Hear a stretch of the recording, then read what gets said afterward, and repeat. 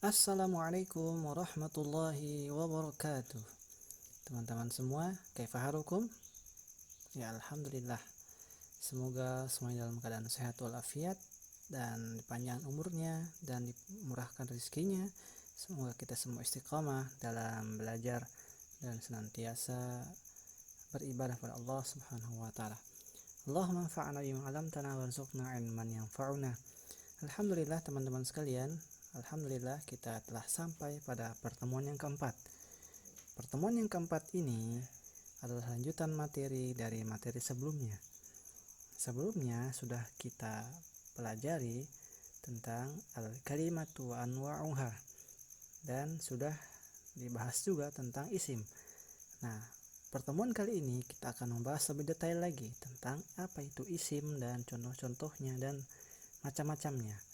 Baik, inilah dia al-ismu, isim. Jadi isim itu sebagaimana setelah kita bahas itu bisa berarti kata benda. Nah, kata benda ini penggunaannya pun macam-macam.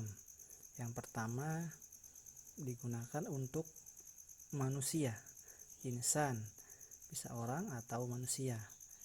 Kedua, penggunaan isim juga digunakan untuk binatang atau hewan, hayawan. Dan yang ketiga digunakan isim ini pada nabat, tumbuh-tumbuhan atau pohon lah, bisa kita katakan juga pohon. Kemudian yang keempat, jamad. Apa itu jamad? Itu benda mati. Baik, ini 4 macam penggunaan isim pada 4 tempat ini atau 4 keadaan ini. Kira-kira teman-teman sudah bisa dipahami ya? Ini penggunaan isim yang ditujukan pada 4 tempat ini. Insan, hayawan, nabat, jamad. Nah, ketika teman-teman sudah paham ini, kita beralih ke contoh. Baik, di tabel ini kita sudah melihat ada 5 contoh dalam sebuah jumlah atau kalimat yang kita akan keluarkan isim-isimnya dan macam-macamnya. Baik, soal yang pertama atau nomor pertama, yaskunu Khalidun fi qaryatin. Yaskunu Khalidun fi qaryatin. Kita keluarkan langsung. Apa itu isimnya? Isimnya di sini adalah Khalid. Baik, Khalid. Kenapa disebut Khalid itu isim? Karena dia insanun. Karena dia manusia dan dia nama orang. Khalid, nama orang. Insan. Kemudian qaryah. Apa itu qaryah? Qaryah artinya kampung atau desa. Jadi qaryah ini termasuk isim dikarenakan dia termasuk bagian jamad. Nah, jamad benda mati. Kemudian contoh kedua, wa huwa yurabbil hayawanat al-alifah katsauri wal jamal. Nah, kita keluarkan dari jumlah ini, wa huwa yurabbil hayawanat al-alifah katsauri wal jamali as-saur. Nah, apa itu saur? As-saur artinya lembu atau sapi. Dia termasuk dalam isim. Kenapa dia masuk ke dalam isim? Karena dia bagian dari atau macam dari hayawanun, nama hewan. Begitupun yang kedua, al-jamal. Jamal artinya unta dan dia termasuk bagian atau jenis hayawan dalam isim. Dan yang ketiga, wa huwa yazra'u tamatima wal khiyara. Wa huwa yazra'u tamatima wal khiyara. Kita keluarkan isimnya di sini ada at-tomatim, tomat. Mengapa tomat atau tomatim ini masuk dalam isim? Dikarenakan dia nabat. Nah, nabat di sini tumbuh-tumbuhan.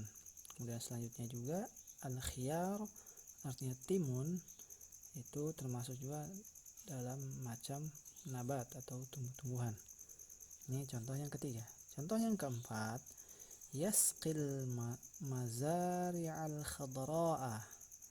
Yasqil mazari'al khadra'. Kita fokus ke dalam isim. Isim yang ada dalam jumlah ini atau kalimat ini ada khadra. Apa itu khadra? Khadra artinya hijau.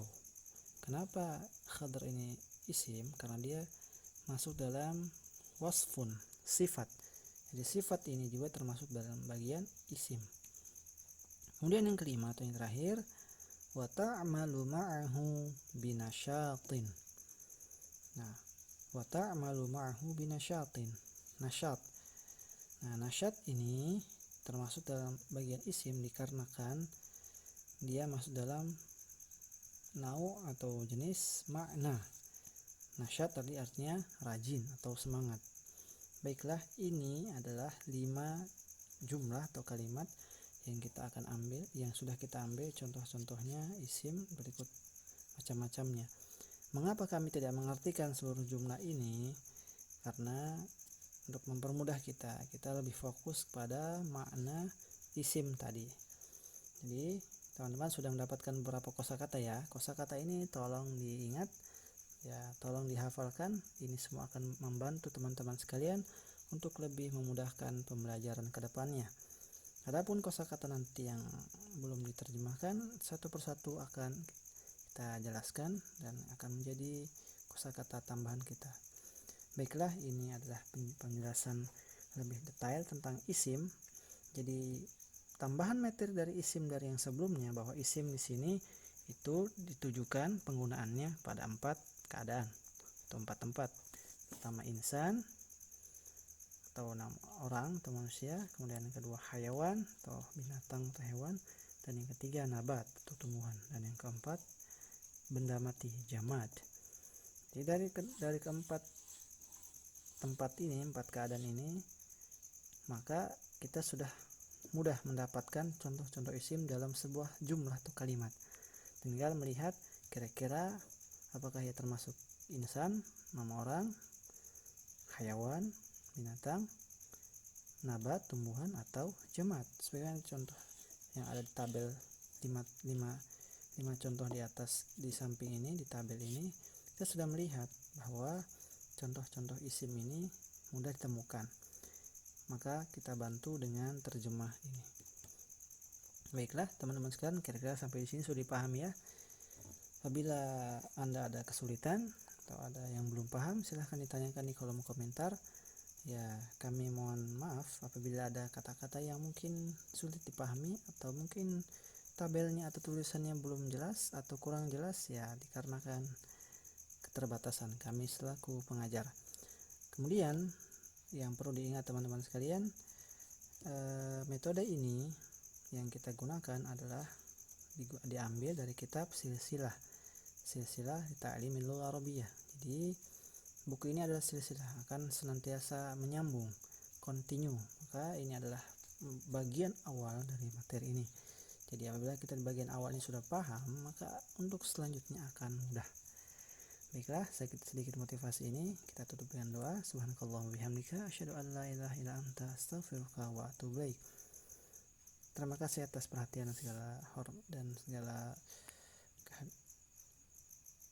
semoga dapat menambah ilmu kita dan kita mampu mengamalkannya dan kita praktikkan ke depan sehari-hari.